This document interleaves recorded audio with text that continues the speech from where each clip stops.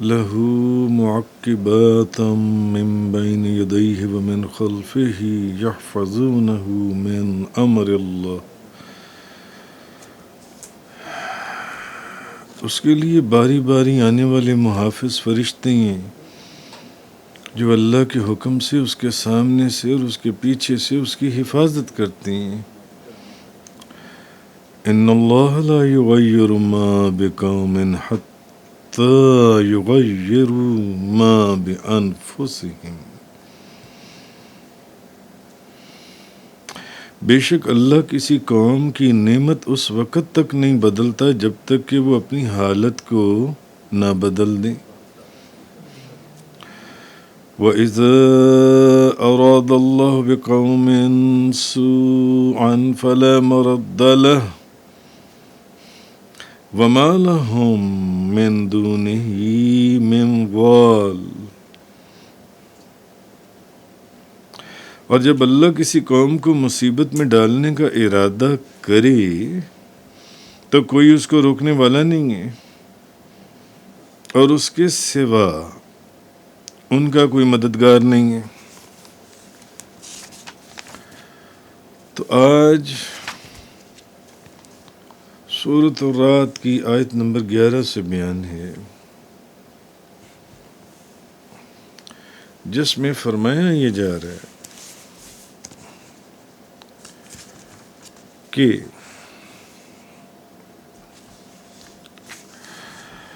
پہلی جو بات کہی کہ آدمی کے لیے بدل بدل کر باری باری آنے والے فرشتے ہیں. مفسرین کے نزدیک ان فرشتوں سے مراد کون سے فرشتے ہیں؟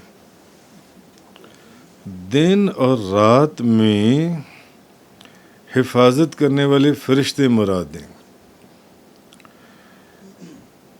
انہیں بدل بدل کر باری باری آنے والا اس لیے کہا گیا کہ بھئی یہ بدل بدل کر باری باری آنے والے جو ان سے فرشتے ہیں یہ وہ فرشتے ہیں جو دن اور رات میں حفاظت کرنے والے فرشتے ہیں. کہ جب رات کے فرشتے آتے ہیں تو دن کے فرشتے چلے جاتے ہیں اور جب دن کے فرشتے آتے ہیں تو رات کے فرشتے چلے جاتے ہیں. اور فرشتوں کی یہ جو تبدیلی ہے دن اور رات کے فرشتوں کی یہ کون سی دو نمازوں کے وقت ہوتی ہے؟ ایک فجر اور دوسری عصر.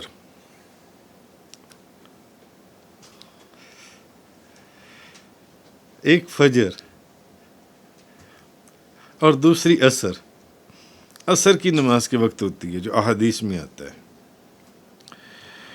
اور جو لوگ دونوں نمازیں ادا کرتے ہیں جو فجر کی نماز پڑھتے ہیں اور عصر کی نماز بھی پابندی سے پڑھتے ہیں اب انہیں یہ فائدہ حاصل ہوتا ہے کہ فرشتوں کی تبدیلی کے وقت فرشتوں کی تبدیلی کب ہوتی ہے؟ فجر کے وقت اور عصر کے وقت. اب فجر اور عصر کی نماز پڑھنے والے لوگوں کو فائدہ یہ ہوتا ہے کہ جب فرشتوں کی تبدیلی ہو رہی ہوتی ہے ڈیوٹی چینج ہو رہی ہوتی ہے ڈیوٹی ٹرانسفر ہو رہی ہوتی ہے اس وقت وہ لوگ حالت نماز میں ہوتی ہیں. جب فرشتوں کی ڈیوٹی چینج ہو رہی ہوتی ہے یا تو وہ فجر کی نماز پڑھ رہے ہوتے ہیں آپ یا عصر کی نماز آپ پڑھ رہے ہوتے ہیں. تو جس وقت آپ فجر یا عصر کی نماز پڑھ رہے ہوتے ہیں فرشتوں کی ڈیوٹیاں چینج ہو رہی ہوتی ہیں جو ان سی ہیں. حضرت ابو ہریرہ رضی اللہ تعالی عنہ فرماتے ہیں کہ نبی کریم صلی اللہ علیہ وسلم نے ارشاد فرمایا کہ رات اور دن کے فرشتے باری باری آتے رہتے ہیں تمہارے اندر تم میں رات اور دن کے فرشتے. اور نبی کریم صلی اللہ علیہ وسلم نے فرمایا کہ نماز فجر اور نماز عصر میں یہ اکٹھے ہوتے ہیں. کون سی دو نمازوں میں اکٹھے ہوتے ہیں؟ نماز فجر اور نماز عصر کے اندر. پھر جو تمہارے پاس آئے تھے وہ اوپر چلے جاتے ہیں، اوپر چڑھ جاتے ہیں، اوپر چلے تو ان کا رب ان سے پوچھتا ہے، اللہ ان سے پوچھتا ہے، حالانکہ کیا اللہ کو ان سے کوئی پوچھنے کی ضرورت ہے؟ اللہ تو سب جانتا ہے۔ بہرحال نبی کریم صلی اللہ علیہ وسلم فرماتے ہیں ان کا رب ان سے پوچھتا ہے، حالانکہ وہ خوب جانتا ہے کہ تم نے میرے بندوں کو کس حال میں چھوڑا۔ فرشتے عرض کرتے ہیں، یعنی جب ڈیوٹیاں چینج ہو رہی تھیں فجر کے وقت اور عصر کے وقت، تو فرشتے عرض کرتے ہیں کہ مولا کریم، یعنی ہم نے انہیں نماز کی حالت میں چھوڑا، تو جو اس وقت نماز پڑھ رہا تھا فجر کی یا عصر کی، اس کو نماز کی حالت میں چھوڑا جون سے۔ تو جب ہم ان کے پاس گئے تب بھی وہ جب چھوڑا تب بھی وہ نماز پڑھ رہے تھے، اور جب ہم ان کے پاس گئے تھے تب بھی وہ نماز پڑھ رہے تھے۔ اگر وہ فجر کے وقت آئے تھے اور عصر کے وقت گئے اور عصر کے وقت آئے تو فجر کے وقت گئے، تو ہم نے تو اس وقت بھی ان کو نماز میں چھوڑا تھا۔ تو یہ وہ لوگ ہیں جو فجر کی نماز پڑھتے ہیں، عصر کی نماز پڑھتے ہیں۔ جب فرشتوں کی ڈیوٹیاں چینج ہوتی ہیں تو وہ لوگ اس وقت حالت نماز میں ہوتے ہیں، اور اللہ ان سے پوچھتا ہے میرے بندوں کو کس حالت میں، وہ کہتے ہیں ہم نے ان کو نماز کی حالت میں چھوڑا تھا۔ اب فجر اور عصر کی نماز پڑھنے کا ایک تو یہ بہت بڑا فائدہ ہے جون سا ہے۔ بہرحال اس سے معلوم ہوا آگے جو اس آیہ کریمہ کے اندر اللہ تبارک و تعالیٰ نے فرمایا، جو اللہ کے حکم سے اس کے سامنے سے اور اس کے پیچھے سے اس کی حفاظت کرتی ہیں، یہ فرشتے جون سے جو اللہ کے حکم سے اس کے سامنے سے اور اس کے پیچھے سے اس کی حفاظت کرتے ہیں، تو معلوم یہ ہوا کہ جس کو اللہ تعالیٰ حفاظت کرنے کی قدرت عطا فرمائے وہ بھی حفاظت کر سکتے ہیں۔ اب وہ بھلے فرشتے ہیں، بھلے اولیاء ہیں، انبیاء ہیں، یہاں بات فرشتوں کی ہو رہی ہے، مگر اس سے یہ تو بات ثابت ہو گئی نا کہ اللہ اگر فرشتوں کو حفاظت کرنے کی طاقت دے سکتا ہے کہ جاؤ جا کے میرے بندوں کی حفاظت کرو، تو پھر نبیوں اور ولیوں کے مقام جو سے فرشتوں کے اگر آپ لے آئیں کمپیریٹیولی تو اس کا مطلب ہے کہ پھر نبی اور ولی بھی حفاظت کر سکتے ہیں۔ اگر فرشتے کر سکتے ہیں اس قرآن کی آیت کی روح سے، تو پھر اس کا مطلب ہے کہ اللہ جس کو بھی قدرت عطا فرما دے وہ مدد کر سکتا ہے، وہ مدد کر سکتا ہے، اور وہ کرتے بھی ہیں۔ وہ فرشتے ہیں، وہ انبیاء ہیں یا وہ اولیاء ہیں۔ اچھا، اب یہاں سے ایک بات اور بھی سمجھ میں آئی کہ اللہ تعالیٰ کی عطا کردہ حفاظت کرنے کی قدرت، اللہ جس کو حفاظت کرنے کی طاقت، قدرت عطا، جیسے اس نے اس آیت میں فرمایا فرشتوں کو اس نے یہ طاقت عطا فرمائی ہے کہ وہ حفاظت کرتے ہیں، تو اللہ جس کو بھی حفاظت کرنے کی طاقت عطا فرماتا ہے، وہ فرشتے ہیں، نبی ہیں، ولی ہیں، وہ حفاظت کر سکتے ہیں۔ مگر اس کے باوجود اس آیت میں جو آگے بات آ رہی ہے وہ یہ ہے کہ اللہ کی عطا کردہ حفاظت کرنے کی جو قدرت ہے وہ جس کو بھی عطا فرماتا ہے، اس کے باوجود بھی اگر کسی کو کوئی نقصان پہنچ جاتا ہے، فار ایگزامپل یہ فرشتے آپ کی حفاظت کے لیے آتے ہیں، تو پھر بھی آپ کو نقصانات یا حادثات کیوں ہو جاتی ہیں، تکلیفیں کیوں آ جاتی ہیں؟ پھر آپ اگر پھر بھی کسی کو کوئی اذیت یا تکلیف پہنچتی ہے تو یہ وہ تکلیف ہے جو اللہ کی مشیت میں یا قضاء مبرم میں لکھی ہوئی ہوتی ہے، اس کا پہنچنا ہی ہوتا، اس کا لازماً پہنچنا ہوتا ہے جن سے۔ اور جو چیز اللہ کی مشیت میں ہو، اللہ کی مشیت میں ایک چیز ہے تو کیا فرشتے اس کے خلاف کریں گے؟ نہیں،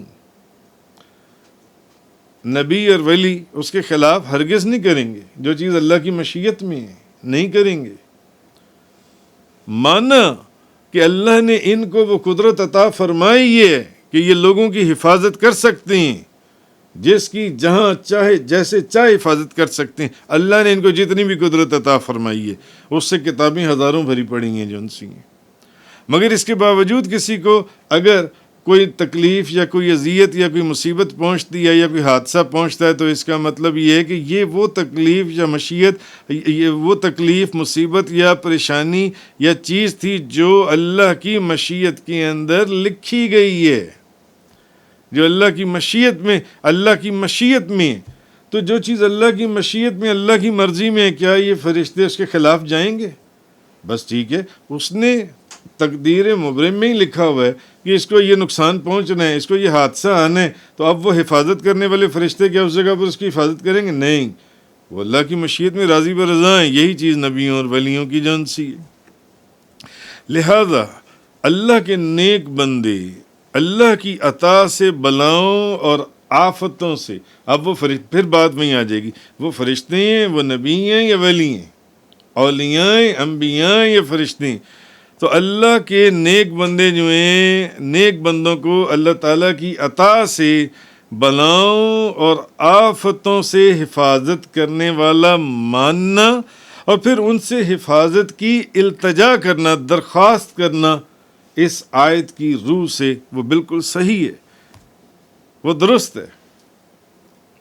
اور اگر اس درخواست کے باوجود ان کی حفاظت نہ ہو، کوئی نقصان ہو جائے، کوئی حادثہ ہو جائے، بھئی اب یہ تو بات ہے نا، آیت کہہ رہی ہے کہ یہ فرشتے جو ان سے آپ کی حفاظت کے لیے، پھر بھی اگر کوئی آپ کو تکلیف، اذیت یا مصیبت یا بیماری پہنچ جائے تو اس کا مطلب ہے کہ وہ اللہ کی مشیت میں، اور یہ لوگ اللہ کی مشیت کے خلاف نہیں جاتے، یہ اللہ کی مشیت کی اس میں راضی برضا ہیں، جتنی ڈیوٹی دی گئی ہے اتنی ڈیوٹی کے اوپر رہنے جو ان سے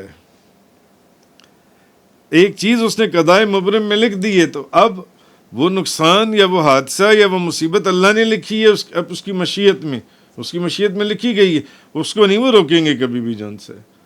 تو اس سے ایسی بات نہیں ہے کہ اب یہ مدد نہیں کرتے یا یہ مدد کر نہیں سکتے، نہیں، یہ مدد اگر ایسی بات ہوگی تو پھر قرآن کو کہاں لے کے جائیں گے آپ؟ قرآن سے ثابت ہو رہا ہے کہ یہ مدد کر سکتی ہیں اور یہ مدد کرتے ہیں، اور یہ حفاظت ہی کے لیے نازل ہوتی ہیں، حفاظت کے لیے آتے ہیں جو ان سے۔ تو ان کے پھر ایسے وقت میں پھر جو لوگ زبانیں اپنی تانوں والی زبان کو لمبا کرتے ہیں، وہ ان کو یہاں پر خود سے سوچنا چاہیے، وہ پھر اس آیت کو غور سے پڑھیں، اصل میں وہ قرآن کو پھر غور سے پڑھتے نہیں ہیں۔ جی اللہ کے ولی، اللہ کے نبی مدد، تو وہاں پر مدد کیوں نہیں کی؟ اس لیے نہیں کی کہ وہ اس جگہ کے اوپر اللہ کی مشیت ہی ایسی تھی، اور یہ لوگ اللہ کی مشیت کے خلاف نہیں جاتے جن سے۔ اعلیٰ حضرت فرماتے ہیں تم ہو حفیظ و مغیث، کیا ہے وہ دشمن خبیث، تم ہو تو پھر خوف کیا، تم پہ کروڑوں درود۔ یعنی نبی کریم صلی اللہ، آپ بھی حفاظت فرماتے ہیں، آپ بھی مدد کو پہنچتے ہیں۔ تم ہو حفیظ و مغیث، کیا ہے وہ دشمن خبیث، تم ہو تو پھر خوف کیا یا رسول اللہ، تم پہ کروڑوں درود۔ بہرحال آگے فرمایا ان اللہ لا یغیر ما بقوم حتی یغیروا ما بانفسہم، بے شک اللہ کسی قوم سے اپنی نعمت نہیں بدلتا جب تک وہ خود اپنی حالت نہ بدلے، جب تک وہ خود اپنی حالت نہ بدلے۔ اللہ کوئی اپنی ایسی نعمت، تو یہ قدرت کا ایک قانون ہے جو صدیوں سے، ہزاروں سالوں سے چلتا چلا آ رہا ہے۔ جن سے ایک بندہ گناہ کرتا ہے، پھر گناہ کرتا ہے، پھر گناہ کرتا ہے، پھر گناہ کرتا ہے، توبہ بھی کرتا ہے، مگر جھوٹی توبہ کرتا ہے، اس کو خود پتا ہوتا ہے کہ میری یہ توبہ ایسی ہے کہ میں نے چند دنوں میں اس توبہ کو پھر توڑ دینا ہے اور پھر میں نے گناہ کے اندر ملوث ہو جانا ہے۔ یا جو قومیں اپنے آپ کو خود نہیں سنوارتی، ان کا فیصلہ کر دیا گیا ان اللہ لا یغیر ما بقوم حتی یغیر ما بانفسہم، اللہ کبھی کسی قوم سے اپنی نعمت کو نہیں بدلتا، یعنی اپنی نعمتیں ان سے لے نہیں لیتا۔ جس آسائش، آرام، شان، شوکت، دولت کے اندر وہ کھیل رہے ہوتے ہیں، پھر ایک دن آتا ہے ہاں جب وہ اپنی حالت کو نہیں بدلتا، ہر جگہ پر اللہ سے جھوٹ بولتا ہے، اس کے حکم کی نافرمانی کرتا ہے، پھر ایک دن آتا ہے کہ اللہ تعالیٰ پھر اس سے، یعنی اللہ کسی قوم سے اپنی نعمت نہیں بدلتا جب تک کہ وہ خود اپنی حالت نہ بدل لیں. یہ قرآن کا فیصلہ ہے جون سے، قرآن کا، اور یہ قدرت کا قانون ہے جون سے. جب تک کہ وہ قوم خود اپنے اچھے اعمال کو برے اعمال سے تبدیل نہ کر دے. جب انسان اچھے اعمال سے برے اور گندے اعمال کی طرف جاتا ہے، ایک وقت تک ڈھیل دی جاتی ہے، اگر پھر جب اس کی گرفت ہوتی ہے تو پھر ایسی گرفت ہوتی ہے کہ پھر اس کی تمام نعمتیں، برکتیں، رحمتیں، عزتیں ختم کر دی جاتی ہیں معاشرے کے اندر. ایسا ہے. رزق کی فراوانی تو وہاں ہے، وَمَن يَتَّقِ اللَّهَ يَجْعَل لَّهُ مَخْرَجًا وَيَرْزُقْهُ مِنْ حَيْثُ لَا يَحْتَسِبُ. جو اللہ سے ڈرتا ہے، اللہ اس کے لیے نجات کے راستے نکالتا ہے اور اس کو وہاں سے رزق دیتا ہے جس کا اس کو گمان بھی نہیں ہوتا. تاریخ آپ دیکھ لیں، تاریخ مفسرین فرماتے ہیں، وہ کہتے ہیں کہ آپ دیکھیں کہ دنیا کے 3 بر اعظم، اب انفرادی بات کو چھوڑ کر ذرا اجتماعی بات کے اوپر آ جائیں، کہ 3 بر اعظموں کے اوپر مسلمانوں کی حکومت کا ختم ہو جانا، یہ کیا تھا؟ جب اللہ کے احکامات سے یہ پیچھے ہٹے. 800 سال تک اسپین کے اوپر حکومت کرنے کے بعد کس قدر ذلیل کر کے وہاں سے مسلمانوں کا سورج غروب کر دیا گیا. کس لیے؟ صرف اس لیے کہ اللہ کے جو احکامات تھے اس پر عمل نہیں کرتے تھے، اللہ کے احکامات کو پیچھے چھوڑا. کتنی ڈھیل دی. ایک ڈھیل کا ایک وقت ہے جو دیا جاتا ہے جن سے. ایسی بے شمار. بیت المقدس کی بات دیکھ لیں، پاکستان کو دیکھ لیں، جس بات کے اوپر لیا گیا تھا اس کا بعد میں اس کے کتنے حصے ہو گئے. چلو جی یہ بھی چلا گیا، یہ بھی چلا گیا جن سے. عراق کو دیکھ لیں، افغانستان کو دیکھ لیں، یہ ساری مثالیں. تو یہ چیز اللہ تبارک و تعالیٰ نے اس آیت میں جون سی ہے فرمائی جون سی ہے. وَإِذَا أَرَادَ اللَّهُ بِقَوْمٍ سُوءًا فَلَا مَرَدَّ لَهُ وَمَا لَهُم مِّن دُونِهِ مِن وَالٍ. اور جب اللہ کسی قوم سے برائی چاہے تو وہ پھر نہیں سکتی اور اس کے سوا ان کا کوئی حمایتی نہیں ہے. تو اصل چیز یہ ہے کہ پھر جب انسان اپنے گندے اور گناہ کے اعمال نہ چھوڑے، پھر ایک وقت آتا ہے کہ اس کی چیزوں کو کھینچ دیا جاتا ہے اور پھر اس کی ایسی وہ اس کی گرفت ہوتی ہے کہ پھر بندہ اس میں سے نکلنا اس کے لیے محال ہو جاتا ہے. اصل چیز یہ اس آیہ کریمہ کے اندر جو بتائی جا رہی ہے. بہرحال فرشتوں کو جو انسانوں پر جہاں سے بات شروع ہوئی تھی، مقرر جو کیا گیا وہ اسی لیے کہ شیطان جو ہیں یہ انسانوں کو برے کاموں اور گناہوں کی طرف راغب کرتے ہیں، اور فرشتے جو ہیں یہ انسانوں کو نیک کاموں اور عبادتوں کی طرف لے کر آتے ہیں. شیطان انسانوں کو برے کاموں کی طرف اور گناہوں کی طرف راغب کرتے ہیں. اس لیے انسان جو شیطان کے پھر اثر کے اندر آتا ہے وہ پھر نیکیوں کو چھوڑتا ہے اور گناہوں کی طرف رغبت کرتا ہے. اس کو گناہوں میں مزہ آتا ہے اور گناہوں کے اندر پھر وہ اپنی روح کو اور اپنے جسم کو پروان چڑھاتا ہے جن سے. اور یہ جو فرشتے ہیں یہ انسانوں کو نیک کاموں اور عبادات کی طرف راغب کرتے ہیں جن سے.